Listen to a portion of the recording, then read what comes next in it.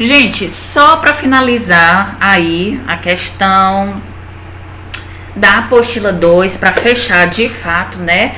Capítulo 7 fala da estrutura do texto dissertativo argumentativo. Eu já coloquei na lousa, estou trazendo hoje de novo, novamente, outra vez para vocês, o resumo ou a estrutura do texto dissertativo argumentativo. Gente, eu sempre falo e volto a repetir, isso daqui é uma sugestão de estrutura do texto dissertativo argumentativo. Vamos lá. A estrutura obrigatória, no caso, vai ser... A estrutura obrigatória, no caso, vai ser 4 parágrafos, cada parágrafo com no mínimo 5 linhas. Introdução, 2 parágrafos do desenvolvimento e o último parágrafo a conclusão. No primeiro parágrafo, que no caso é a introdução, é a exposição do tema, junto com a sugestão que eu dou também, com a colocação e relação do repertório sociocultural. Eu sugiro também que vocês respondam em forma de texto, sem colocar nenhuma pergunta, as seguintes perguntas, né? Você vai colocar na sua cabecinha essas perguntas e vão responder em forma de texto. Lembrando que você não precisa responder a todas as perguntas e nem precisa ser na mesma ordem. O que é o tema? Se for a persistência da violência contra a mulher, o que você vai perguntar? O que é a persistência da violência contra a mulher? Pronto, quando você responde, você já está iniciando de forma expositiva o seu primeiro parágrafo do texto dissertativo argumentativo. Só que aí vai ter outras, né? Outras perguntas para que vocês respondam de novo em forma de texto. Onde acontece? Você vai se limitar ao Brasil, certo? Quais as pessoas atingidas? Quando, desde quando acontece? Vai colocar, se você quiser colocar, você vai colocar a sua tese ou suas problemáticas, por que e como.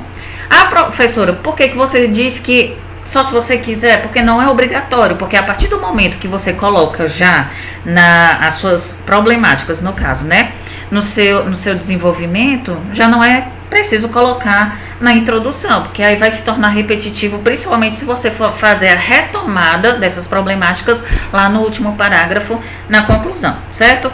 Então, se liguem nessas perguntas, respondam em forma de texto, ok? Nada de colocar as perguntas. Não precisam colocar todas.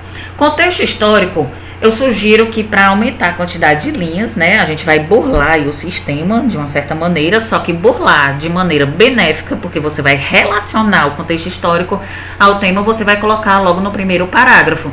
Nesse caso, se você for colocar o que é o tema, onde acontece, por exemplo, e quais as pessoas atingidas, colocando o contexto histórico e relacionando, pode ter certeza que no mínimo 6 linhas você vai ter no primeiro parágrafo. No segundo e terceiro parágrafo, são os parágrafos do desenvolvimento, que você vai ter que levantar 2 problemáticas. Uma problemática no parágrafo do desenvolvimento e uma outra problemática no segundo parágrafo do desenvolvimento. Vai ter que argumentar cada uma e você vai ter que colocar obrigatoriamente repertório sociocultural. Lembrando que eu já falei em algum dos vídeos o que é repertório sociocultural. É a citação de alguém, uma teoria filosófica, sociológica, científica, alguma lei, filmes, séries, interdisciplinaridade, intertextualidade, enfim. É o seu conhecimento de mundo e tem que estar relacionado. O exemplo não é obrigatório, mas se você porventura colocar, você vai colocar de âmbito nacional e internacional algum exemplo, alguma notícia ou alguém que esteja, que possa ser colocado no tema, que esteja relacionado no tema, alguém conhecido de âmbito nacional ou internacional, nada de Fortaleza, nada especificamente ou limitado ao Ceará, certo? Brasil ou mundo.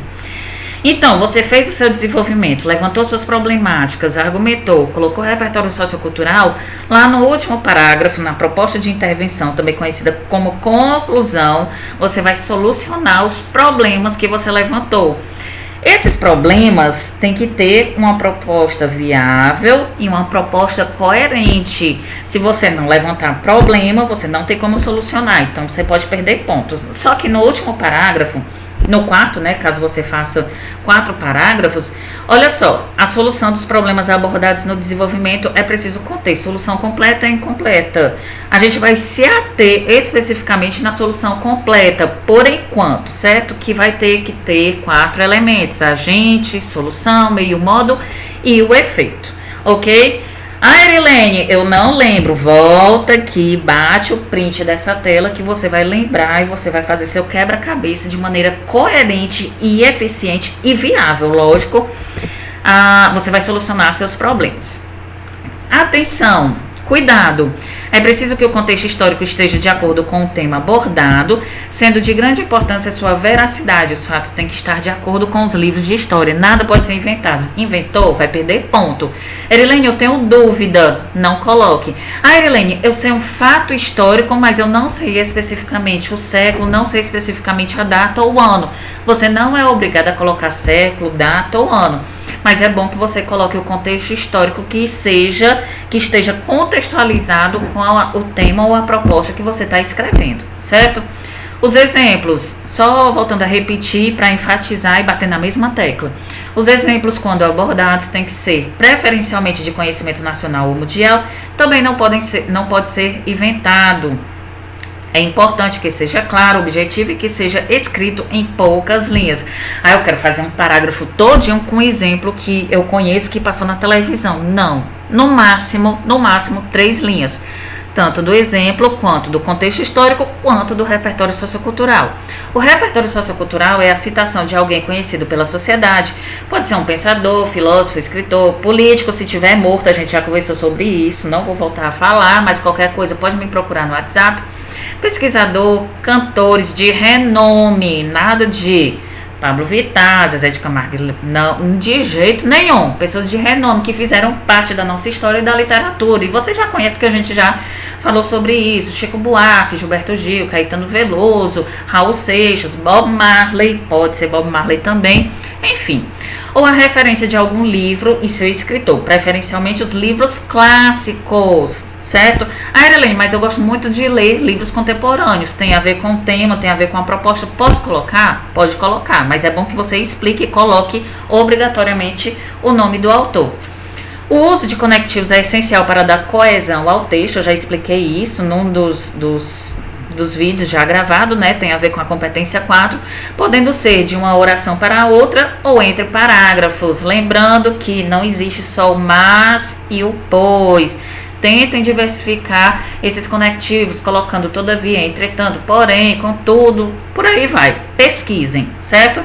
E por fim, o Enem exige que o candidato escreva no mínimo 8 linhas para que a redação não zere. Lembrando que uma redação com nota no mínimo 900, você tem que escrever lá para 25, 28, se não 30 linhas, né? E se vocês prestarem atenção e forem buscar na internet exemplos de redações nota 1000, vocês vão ver que todas essas redações têm 29 e 30 linhas, 29 e 30 linhas. Mas é difícil. Não é. Não é. Quanto mais bagagem, quanto mais conhecimento você tiver, mais argumentação, mais coisa você vai ter o que escrever, certo? Tem aí um textinho para vocês, eu vou voltar no próximo vídeo explicando, que aí eu coloquei, grifei, né, com cores diferentes, explicando, aliás, lendo esse texto e explicando cada coisinha que eu diversifiquei aqui para vocês, beleza? É uma redação que fala sobre a persistência da violência contra a mulher, é uma redação nota 1000 que tem contexto histórico, repertório sociocultural e todos os elementos da conclusão que vocês precisam colocar no texto dissertativo argumentativo, beleza? Próximo vídeo.